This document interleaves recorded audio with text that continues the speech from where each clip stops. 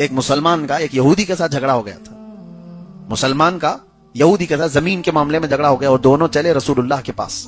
یہودی تیار تھا کہ اسے پتا تھا اللہ کے نبی صلی اللہ علیہ وسلم محمد رسول اللہ سچ فیصلہ کریں گے. فیصلے میں حضور نے کہا مسلمان سے کہ یہ اس یہودی کی زمین بنتی ہے, تو چھوڑ دے اس کو. وہ باہر نکلا. وہ کیسا مسلمان؟ ظاہری طور پر منافق تھا اندر سے. اس نے کہا میں محمد کا فیصلہ نہیں مانوں گا.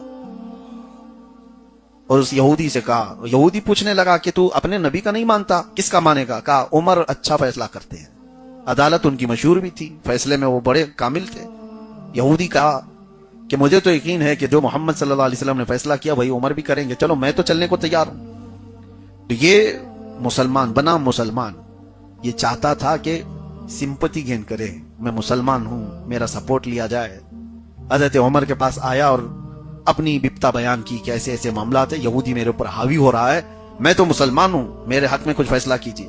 تو یہودی پہلے کہنے لگتا ہے. اس کی بات کے بعد عمر ابن خطاب, ہم یہی میٹر لے کر رسول اللہ کے پاس گئے تھے, تمہارے نبی کے پاس گئے تھے. حضرت عمر پھر بیٹھ گئے اور پوچھنے لگے کہ کیا کہا پھر حضور نے؟ یہودی نے کہا انہوں نے میرے حق میں فیصلہ سنایا, مگر یہ تمہارا مسلمان بھائی ماننے کو تیار نہیں. کہا کیا کہا اس نے؟ کہا میں محمد کے فیصلے کو نہیں مانتا اور تمہارے پاس فیصلہ کروانے آیا ہے. حضرت عمر اندر گئے اور تلوار لے کر کے آ گئے. جو محمد کا فیصلہ نہیں مانتا, عمر اس کا فیصلہ ایسے کرتا ہے. اڑا دیا اور پہنچا دیا. اور یہ بات مدینے میں پھیل گئی کہ آؤ دیکھا نہ تاؤ دیکھا, ایک ہی مجلس میں فیصلہ تمام کر دیا. اور لوگوں کو تو یہ معلوم تھا کہ مسلمان ہے, اور مسلمان کا اس طرح سے قتل بہت بڑا مسئلہ ہے. تو حضرت عمر کی شکایت حضور تک پہنچ گئی, رسول پاک صلی اللہ تعالی علیہ وسلم کے پاس, کہ ایک مسلمان کی گردن ماری عمر ابن خطاب نے. حضور نے بلایا, حضرت عمر سے پوچھا کیا تم نے ایک مسلمان کی گردن مار دی؟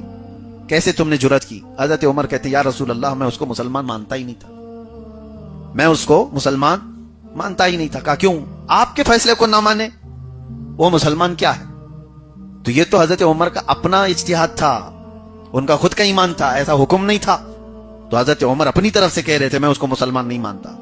اسی اسنا میں حضور ابھی کچھ کہنے والے تھے کہ جبرائیل یہ آیت لے کر کے آ گئے, فلا وربک لا یؤمنون حتی یحکموک فیما شجر بینہم.